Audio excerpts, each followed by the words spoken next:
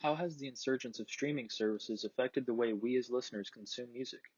In this presentation, I will explain the cultural shift and implications that streaming services have had on the music industry.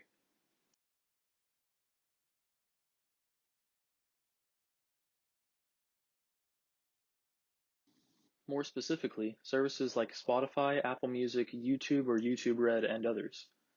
How has this extreme convenience for the listeners impacted artists in the music industry?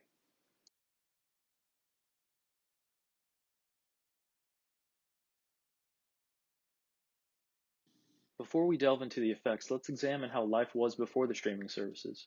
The primary way of getting music was either by physical media, that being CDs, vinyl, and cassettes, or by digital downloading. Piracy was also a growing problem. Listeners could also enjoy the more popular artists by tuning into television channels such as VH1 or MTV. The way that the digital downloads worked was that you deposit into an account like iTunes that gave you access to an online music store. Once purchased, songs could be directly listened to from the computer or uploaded to an MP3 player or burnt to a CD.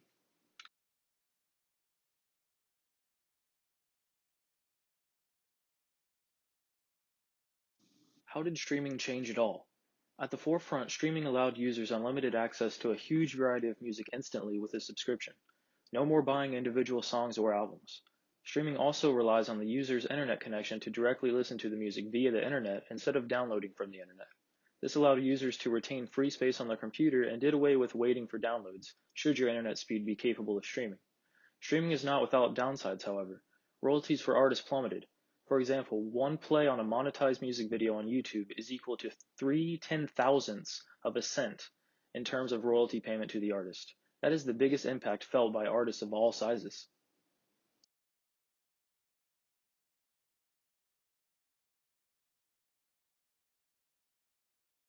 It goes without saying that streaming pretty much destroyed CD sales. There is still a demand for boutique vinyls, but the day of searching through the music sections of department stores are over. New artists notice this change and the majority offer an online album release rather than a CD release. This cuts down the cost in production for them, but also lowers royalty payments as mentioned before.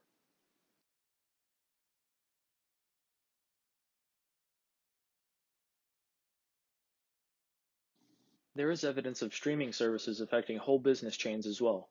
FYE, one of my favorite shops to visit as a kid, closed more than 550 stores in between 2006 and 2012, and even more have closed since then. FYE's parent company cited reasons as lack of sales and lease expirations, which basically means that the stores weren't profitable enough to renew. It wasn't even the smaller stores that closed either. We're talking everything from 2,000 square foot to 16,000 square foot superstore FYEs.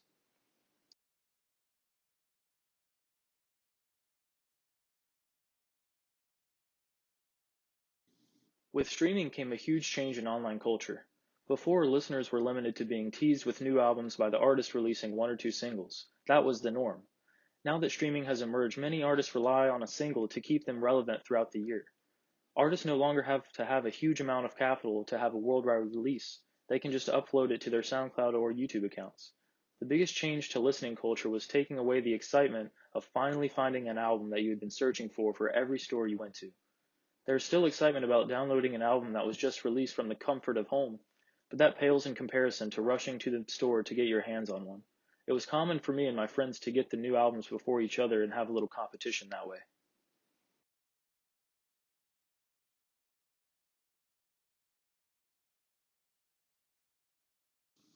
When I was a child and my mom would drag me to the mall some weekends, I would spend the whole time, sometimes hours in FYE, just going through every section of every aisle.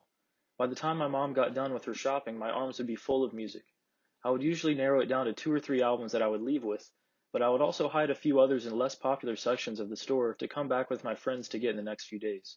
I had a strategy where I would put the case under the other ones instead of inside the stack. That way, even if someone were to go through that section, the CD would still be hidden to them unless they picked all the other CDs up at once. Going back and finding that they were still there is a feeling that I'll probably never experience again. I remember finding a Steve Vai album in the same place I hid it a few days later, and that album is one of my most prized pieces in my collection today.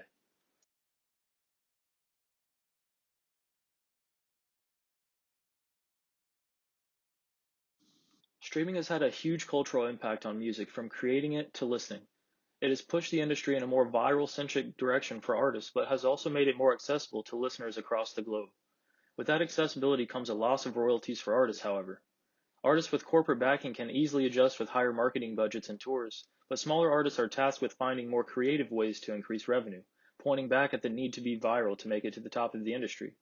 In all, I think streaming was a positive change for the industry, and now that music companies are finally adjusted to it, it can be honed and perfected to allow artists fair compensation for their work.